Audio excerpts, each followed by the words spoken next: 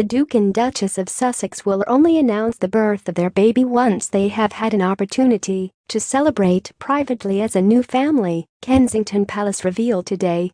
Meghan is expected to have a midwife-led home birth at Frogmore Cottage in Windsor, the new home she shares with Prince Harry on the Berkshire estate.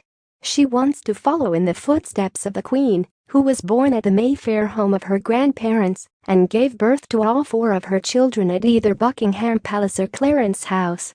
A Kensington Palace spokesman said the Duke and Duchess of Sussex are very grateful for the goodwill they have received from people throughout the United Kingdom and around the world as they prepare to welcome their baby. Their Royal Highnesses have taken a personal decision to keep the plans around the arrival of their baby private. The Duke and Duchess look forward to sharing the exciting news with everyone once they have had an opportunity to celebrate privately as a new family.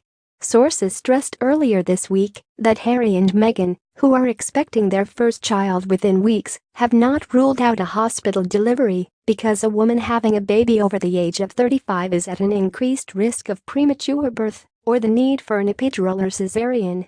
But a friend in America said the Duchess, who still practices yoga daily and has sailed through her pregnancy, is in extremely good health and sees no reason why she could not enjoy a safe delivery in the privacy of the cottage.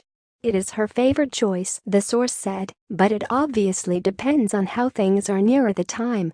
If she does go ahead with a home birth, Meghan could give birth without any pain relief at all, but would also have the option of gas and air, a warm bath, a birth pool, TENS, a machine that uses small electrical impulses to reduce pain and muscle spasms, or relaxation techniques such as hypnobirthing, which Californian Meghan, who very much favors alternative therapies, is believed to have been studying with Harry. It is understood that the 34-year-old prince would be by his wife's side every step of the way. The option would also have the added benefit of giving the couple the privacy they crave. It is understood they quickly ruled out the option of using the private Lindo wing at St. Mary's Hospital, Paddington, like the Duke and Duchess of Cambridge. Kate delivered George, now 5, Charlotte, 3, and 11-month-old Louis at St. Mary's. However, it is thought Harry and Meghan decided against it because it felt too much like a goldfish bowl. The Duchess objected to the idea of standing on the steps of the maternity unit surrounded by the public and the media just hours after the birth, particularly when her child will not be in the direct line of succession.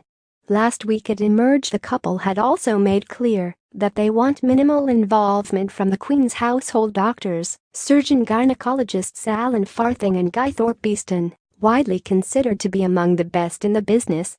Sources said suggestions it was a snub were wide of the mark. However, when it comes to giving birth, every woman has to decide what's best for her and what's best for her baby. The Queen's team will be involved, but it has not been decided how much yet, said one. Opting for a home birth would also explain why there would be minimal need for a consultant, aside from confirming that the baby is fit and healthy.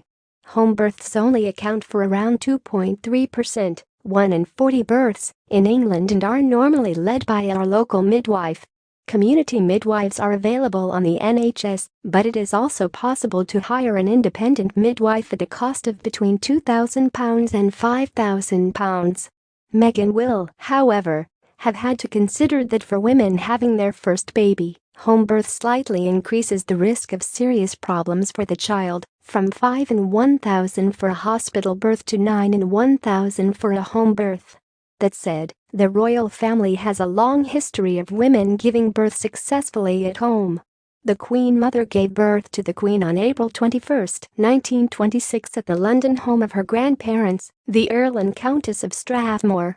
The Queen herself gave birth to Charles, and Andrew, and Edward at either Buckingham Palace or Clarence House. Harry and Meghan, who completed their move to Frogmore last week, see the cottage as their forever home. They believe it will enable them to bring up their family outside the scrutiny of palace life.